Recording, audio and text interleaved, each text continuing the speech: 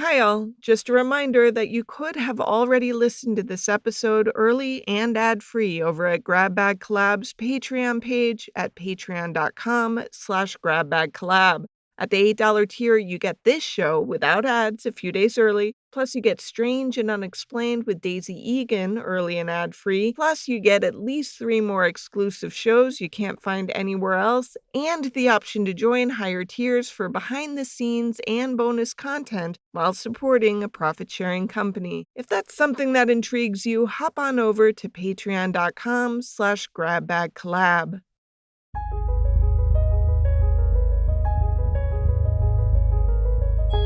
Some crimes are so heartbreaking or shocking that they change laws, change society, or even earn the label Crime of the Century. But the stories that made headlines in decades past aren't necessarily remembered today. I'm Amber Hunt, a journalist and author, and in each episode of this show, I'll examine a case that's maybe lesser known today, but was huge when it happened. This is Crimes of the Centuries.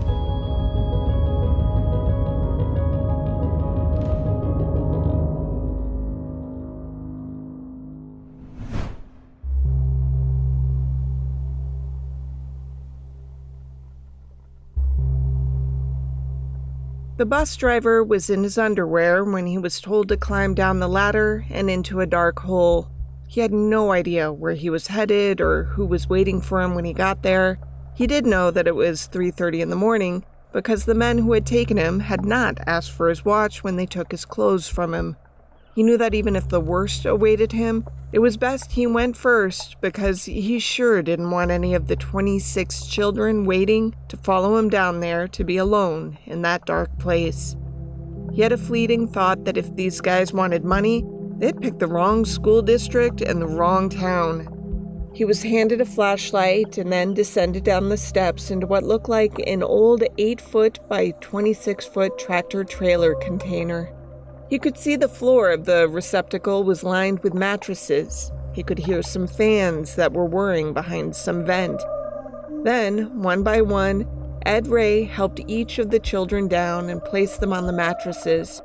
When the loading of the underground container was done, the masked men lowered a 400-pound steel plate over the opening that they had crawled through. Unbeknownst to Ray, they then put heavy batteries on top of the manhole cover, shoveled 3 feet of dirt over that, and left the premises. All Ray knew was that he was alone with these kids, some as young as 5, whimpering, crying, and screaming for their mothers. When the bus he was driving had been hijacked, it was just about 4 o'clock on the day before the last day of summer school. Ray had stopped the bus in the rural backroads of Madera County, California, when he tried to drive around a white van that was blocking the road. Thus began the largest mass kidnapping in the history of this country. 27 people, all taken from a school bus and placed in a massive underground prison cell to await being freed. Assuming, of course, they lived through the oppressive heat and the lack of air and the abject fear. Mike Marshall, then 14, told the CBS News magazine 48 Hours that he remembered the moment after the kidnappers had placed the steel cylinder over the opening that they had climbed through. I remember it just went dark, and you just hear the material getting thrown on us. We were being buried alive. It was July 15th, 1976. Ed Ray was an ordinary 55-year-old man put in an extraordinary position. He would prove to be the most decent and responsible of men, a brave soul who cuddled, cajoled, and comforted 26 children who had even less of an idea of what was going on than he did.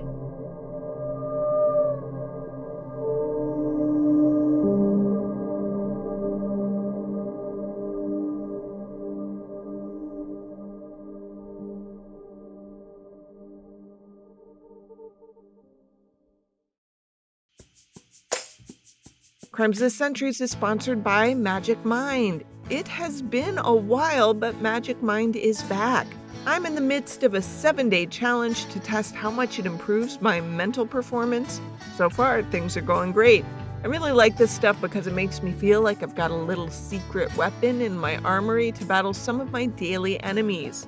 You know, the many distractions that arrive that seem to want to thwart your plans for a day. I've got a lot going on and too many people depending on me to be able to afford slacking off, and Magic Mind helps. It's what you call a mental performance shot that helps you stay motivated and productive while reducing stress. It gives me some L-theanine to make my coffee last all day so I don't feel that caffeine crash I usually get mid-afternoon. Also, you'll feel good knowing that the product is 100% carbon neutral and the company donates 5 cents for each bottle sold to mental health charities that help people experiencing homelessness. You have a limited offer that you can use now that gets you up to 48% off your first subscription or 20% off one-time purchases with code COTC at checkout. You can claim it at www.magicmind.com/COTC20.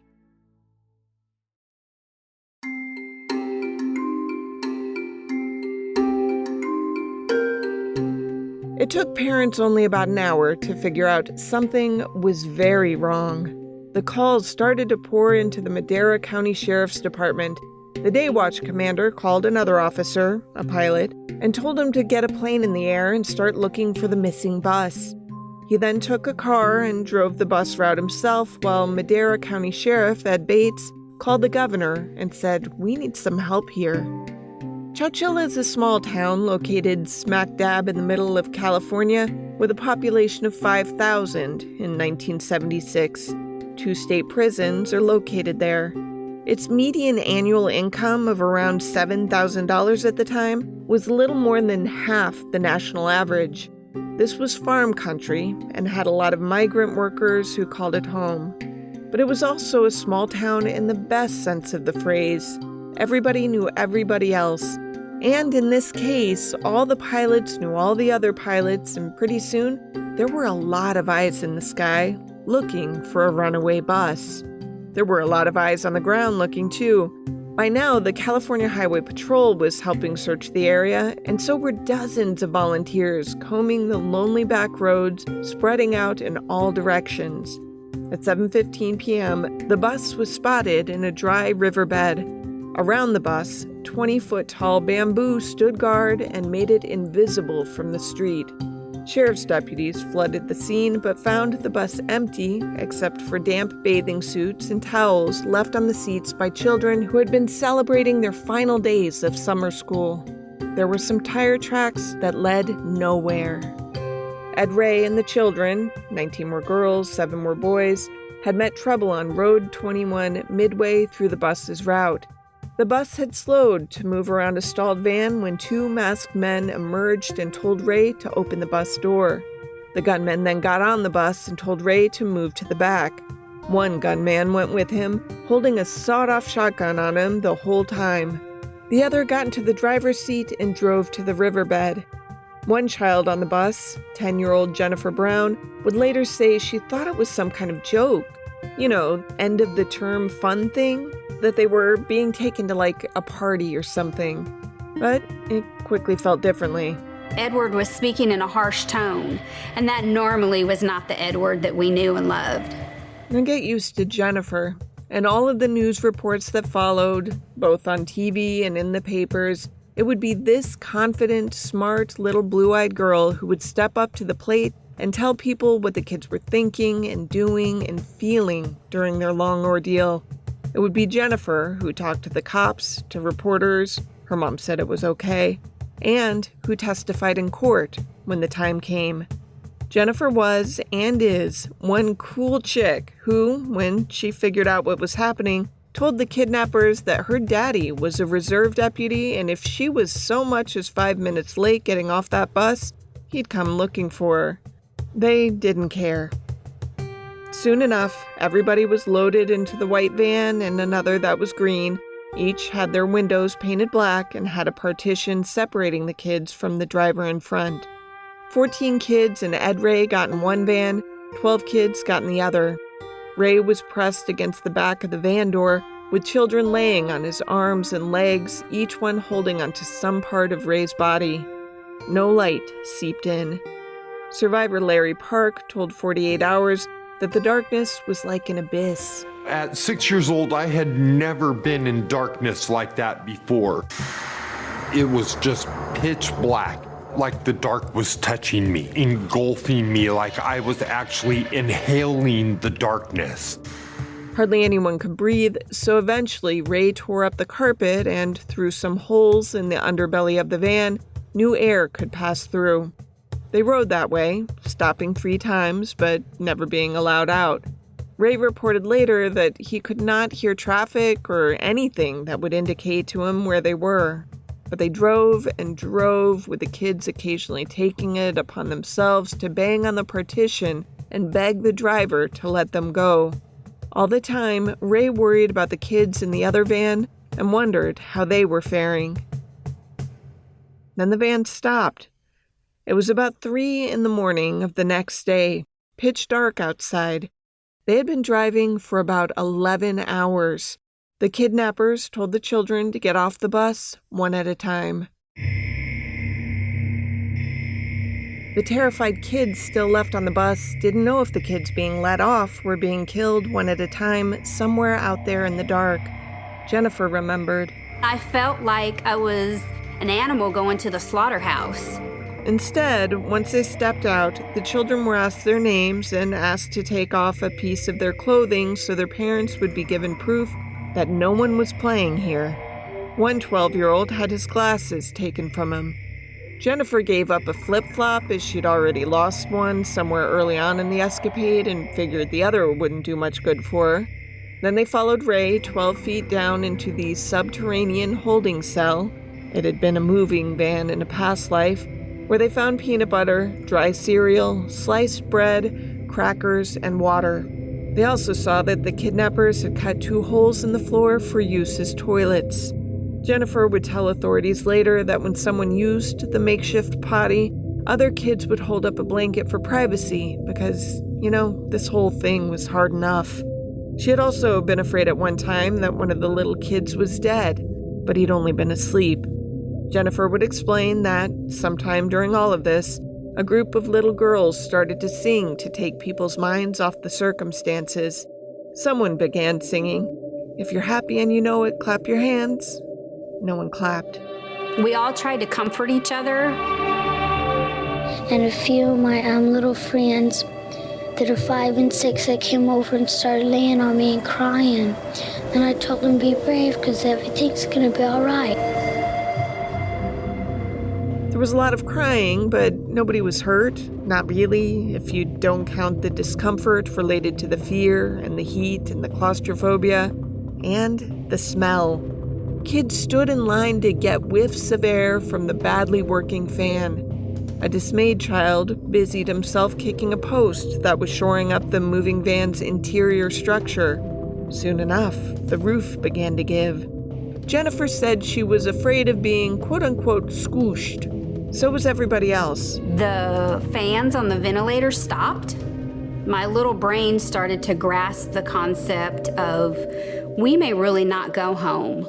As a young kid, you don't have a lot of sense of time. There was no sunlight, so you couldn't tell if it was day or night. Ed Ray and Mike Marshall noticed that the sides of the crate were sagging as well. They decided they would try to claw their way out.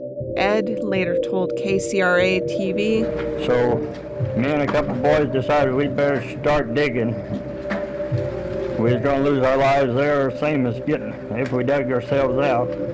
So when we started to move this steel plate, we couldn't hardly move it because it had 2 great big old batteries on top of it. Then we got that plate up, got and everything else to try to cool off and go back up and dig some more. Meanwhile, back in Chowchilla, law enforcement from everywhere started showing up to help. President Gerald Ford directed the Federal Bureau of Investigation to spare no expense, sending 30 agents to take to the air and on horseback, commandeering scent-smelling dogs and forensic specialists to scour the backwoods of Central California. This was an era where the citizen band radio, and citizens anxious to use it, were ubiquitous. where everybody reported everything to everybody else from clunky, bulky radios in their cars. The chatter was especially popular with lonely long-haul truckers, but lots of people had CB radios. A lot assumed handles like they were Top Gun pilots, names like Smokey or the Bandit. And during this mid-July crisis in Chowchilla, chatter exploded, which gave investigators pause as they knew that the kidnappers could be listening to every development, where the cops were at any time, who they were talking to, and where they were executing warrants. There was nothing they could do to stop it. But the truth was, they had nowhere to even start looking for real information aside from the abandoned bus. No ransom note had been received, and the motive was anybody's guess. Well, actually, Sheriff Bates was willing to guess. He said it was one of 5 things. 1, a deranged guy. 2, someone wanting personal revenge on a parent. 3, a terrorist plot. 4, some older kid on the bus thought it might be funny. Or 5, good old-fashioned cash. From a newscast at the time. Any chance at all this could be some kind of terrible hoax or joke that someone is playing? I imagine there's a chance. I hope that's all it is. The Dairyland School District Superintendent Leroy Tatum ventured a guess at the kidnappers' identities.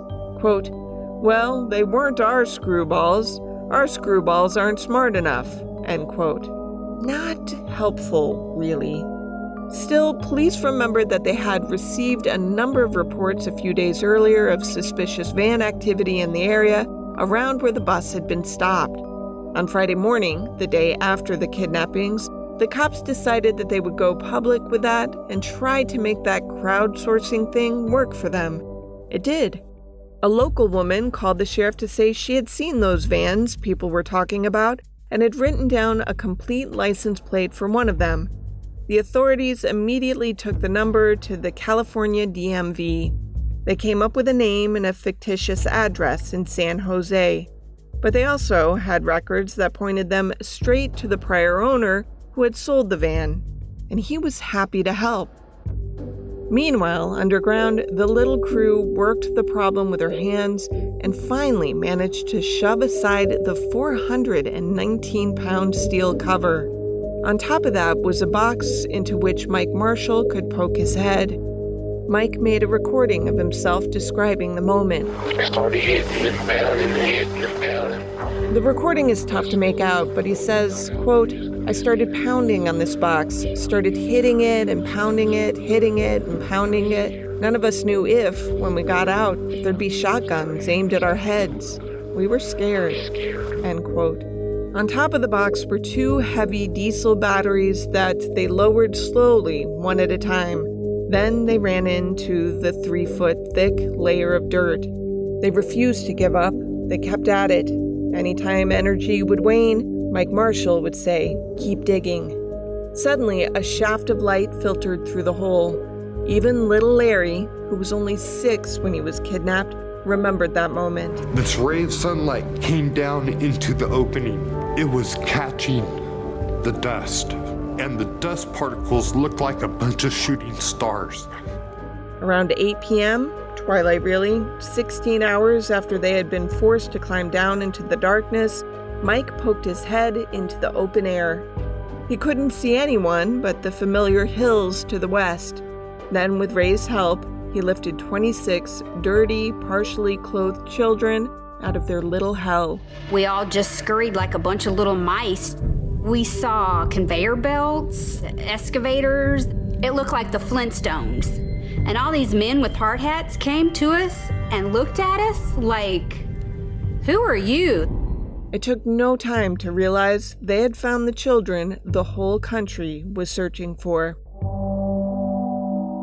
The California Rock and Cement Company was only 100 miles from where the bus snapping had occurred.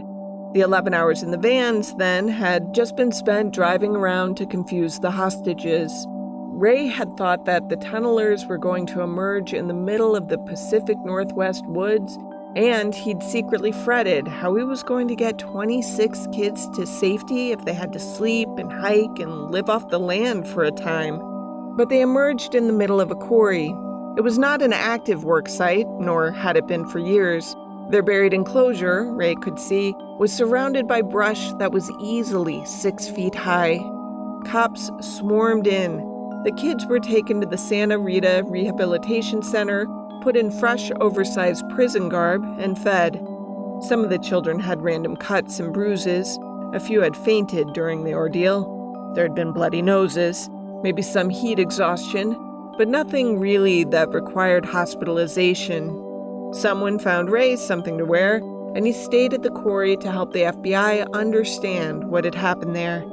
California Lieutenant Governor Melvin Damali was on the scene to announce, "It is confirmed by the Alameda County Sheriff that the children have been found in a quarry."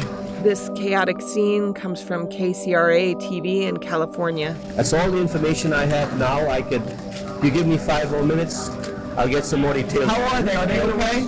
It is reported that they are well. Some are. But the parents would have to wait a bit to see their children because doctors needed to fully examine them, and the police and FBI wanted to speak to the kids individually before their stories got confused.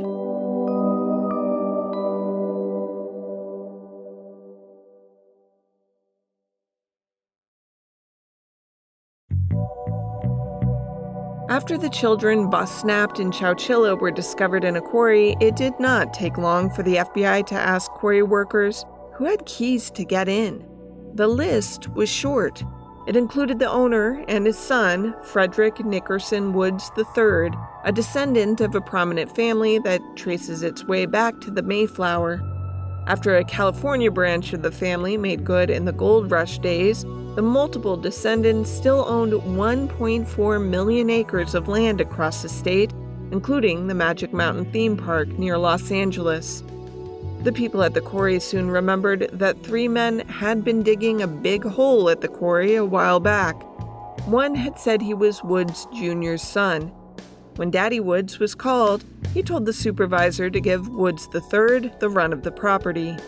Someone else at the quarry then remembered that Woods and 2 of his pals had gotten into a little trouble in Sierra County a few years back as well. While they were on some kind of junk car collecting adventure, Woods and these 2 others had found what they thought was an abandoned car and began working on it, to get it going so they could take it back downstate. A cop rolled up and asked if they owned the car. They replied they'd found it riddled with bullet holes and figured it was fair game. The cop wasn't convinced. He took them in and they were charged with grand theft auto, which got lowered to felony joyriding. Then they paid a fine, and all was well. Except that in October 1974, the police in the beautiful county, divided by the Pacific Crest, had taken some mugshots of these 3 nice, well-behaved victims of a misunderstanding, and the FBI had something now that they could really work with. Pictures of the men they were looking for. Especially now that it had been a few days since anyone had seen hide nor hair of Fred Woods III and his 2 partners in crime that day, brothers James and Richard Schoenfeld. They were not just nice and polite young men. Fred and James were 26, Richard was 22, but they were also nicely situated. Woods lived with his parents on a 78-acre ranch on the wealthy San Francisco peninsula that had paddocks full of horses and rows of vintage automobiles in various states of repair. Woods was loosely in business with one of his high school friends, Jim Schoenfeld, who would be described later as a Boy Scout kind of guy, who loved Disney movies and the Beach Boys and watched Wild Kingdom on TV. Together, the 2 had bought an old school bus once, refurbished it, and resold it. They also acquired a rundown Victorian mansion and wanted to move it to the city of Mountain View, but ran into a few snags there, money being one, and a lot of paperwork being the other. The 2 otherwise hung out, creating money-making schemes, sometimes with Jim's kid brother Richard along for the ride. The Schoenfeld boys had grown up sons of a prominent Bay Area podiatrist. Jim was the car nut. Rick liked horses and was said to be interested in studying forestry. Back at the quarry, after the kids were safe, police followed leads that showed that Woods had bought 2 vintage vans from a Palo Alto storage company in November. They were the ones the police had just found 8 miles outside of Chowchilla. A CB radio was inside. All points bulletins were issued across the country, complete with mugshots for Woods and the Schoenfelds. They quickly appeared on wanted posters hung in America's post offices. Soon enough, law enforcement also found out that Fred and James had rented a warehouse in East San Jose where they moved the old vehicles they had purchased, where warehouse tenants reported seeing them paint over some of the windows of the vans. At 11 p.m. on July 21st, 6 days after the kidnapping, the cops showed up at the Woods' residence and began a thorough search. Soon enough, they found a heap of evidence, including guns and a piece of paper, on top of which was written the word plan. It was, indeed, a plan of the bus snapping. Also found was a rough draft of a ransom note. The public would not be privy to its contents immediately, but this is what the cops had in hand. Quote, "Your bus has been kidnapped. Put $2.5 million in each of the suitcases, total $5 million. Use old bills. Have ready at Oakland Police Station. Further instructions pending until Sunday a.m. We are Beelzebub," end quote. By the way, Beelzebub, a common nickname for Satan, was misspelled to look something like Beelzebub. The note continued, quote, "Sunday, take suitcases to Oakland Airport. Have CHP plane pick up and transfer at 1,000 feet above ground to Santa Cruz. Then follow Highway 17 back to Oakland. Speed should be about 120 miles per hour ground speed. Rest of the message follows," end quote. I can't help but noting that the kids were taken on Thursday, put in the ground on Friday, and they were not going to ask for the ransom to be paid until Sunday. It seems like they were willing to let 26 children be scared to death for days, and maybe even worse. Did they even have enough food to last that long? I feed 1 kid. They eat 3 times a day, and they're fragile. The extent of the cruelty is stunning. In these cases, man, sometimes there's more than the usual amount of stuff to loathe. Anywho, 2 days after the ransom note was found, on July 23rd, Richard Schoenfeld and his attorney walked into the Oakland office of the Alameda County District and surrendered. The lawyer, Edward Merrill, had represented a member of the Symbionese Liberation Army, the bunch that took Patty Hearst in 1975. Fred was arrested in Vancouver, British Columbia 6 days later, on July 29th. He had been trying to retrieve a letter at Vancouver's main post office, a newscast at the time. Frederick Woods was arrested by the Royal Canadian Mounted Police this afternoon, just across the Washington state border in Vancouver. On the same day, James had been driving on Interstate 5 to, he said later, give himself up when he was pulled over near Menlo Park and taken into custody. James Schoenfeld was captured at dawn today. Police say he ran hard all over the western United States, but he did not run well. Law enforcement still had one more guy in mind. It seemed like the idea for the caper was, more or less, the subject of a screenplay written by a friend of Woods and the Schoenfelds. David Boston, the wannabe writer, had received a letter from Jim while he was on the lam in Canada. Jim wrote, quote, "If you want to make really good money ever on a movie, write about our deal. I think it would make a damn good movie of the week, if not a feature. It's big, real big, and a hot item. Everybody wants to know about it. My ending is not exciting enough, so you might have to kill some people or something," end quote. He added that he had wanted to put more weight on the buried moving van, but Richard had talked him out of it. Boston handed the letter over to the police and told them about a screenplay. That stoked suspicion about whether he'd actually been involved in it from the start. So the cops enlisted Clint Eastwood to ask Boston for a meeting to discuss the possibilities of turning it into a film. Boston jumped at the chance. The two met at a Los Angeles restaurant, and Boston handed his script to Clint, who handed it back to the cops. The cops examined it, but Boston's fingerprints matched nothing from the crime. The film was never made.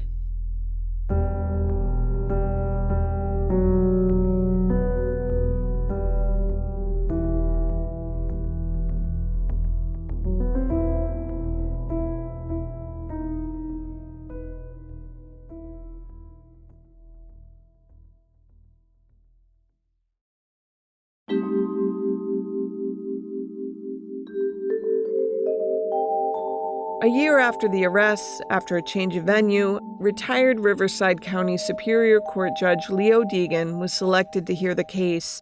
The defendants decided to take their chances on his judgment and declined a jury trial, having pleaded guilty to simple kidnapping, but not to the kidnapping with bodily harm crime that prosecutors had charged them with. Over days of testimony, it was revealed that they never delivered the ransom note because Jim Schoenfeld, who had become obsessed with the Exorcist movie, wanted to check the spelling of Beelzebub before sending it. So they had shifted gears and tried to call the sheriff's office with the ransom demand, but the phone line was always busy. Oh, and after not being able to call in the ransom details, the threesome decided to nap for a while after their big night. When they woke up, the kids had already escaped. They also told the court that they had practiced the bus napping once, and the bus had turned into a side road when they were just about ready to pounce. They said they were so relieved it hadn't worked, they immediately went to an A&W root beer stand to celebrate. And they said they never meant to bankrupt anyone, they just figured the state of California would pay the ransom. After all, state officials had just announced a $5 billion surplus.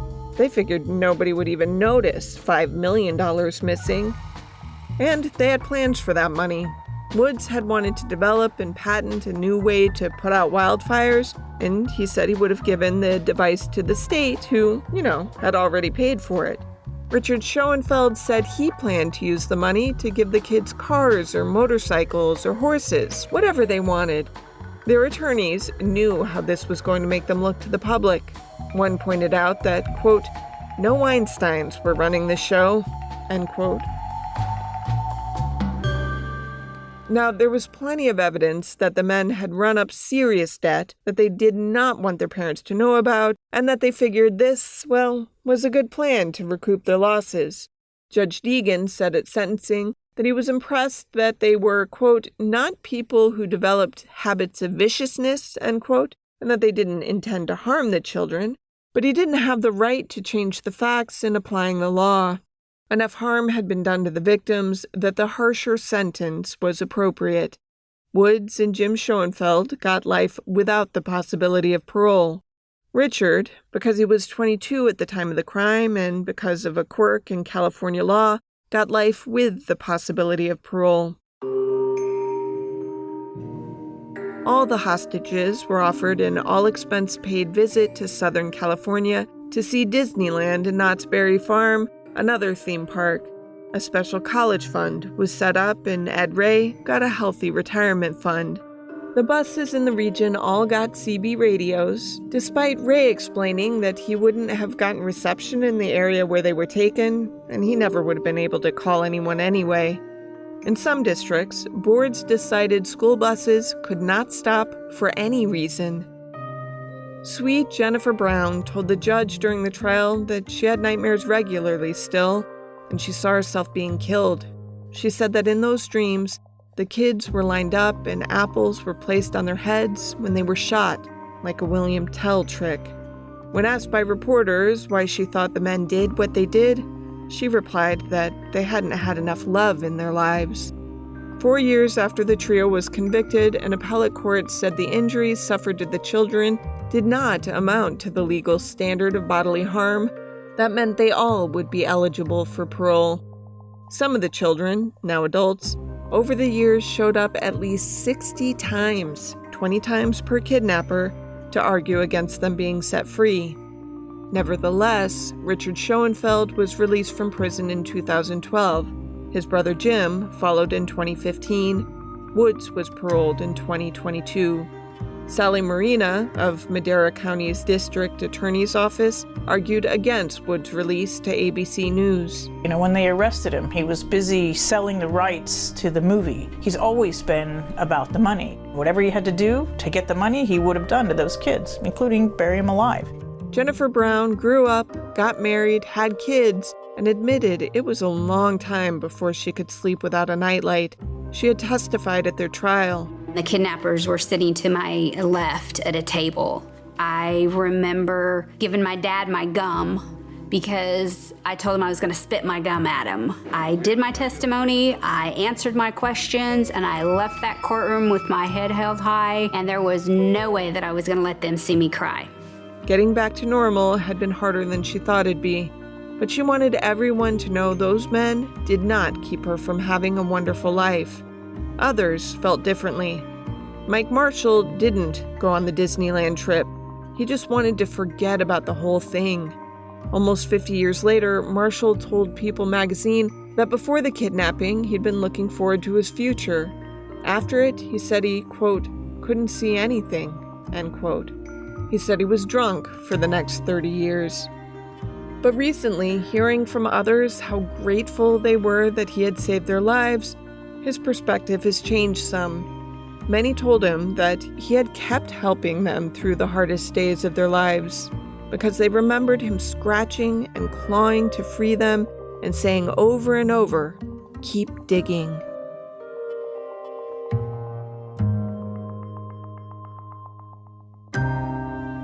To research this story, journalist Amy Wilson read decades of newspaper stories about the case, combed through the available television coverage at the time, and listened to a few retrospectives of the kidnapping.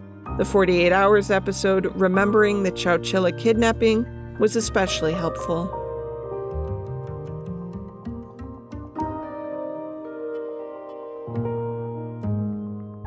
Crimes of the Centuries is available early and ad-free through Grab Bag Collab. Join us at patreon.com/grabbagcollab to hear not just exclusive content related to this show, but to also get access to several other shows on our profit-sharing network. Unless noted in the citations, this case was researched and written by me, Amber Hunt, and produced by Amanda Rossman and Henry Lavoie. Original music is by Bruce Hunt, Andrew Higley, and occasionally by my son, Hunt Van Benscoten. Other music comes from Soundstripe and Epidemic Sound.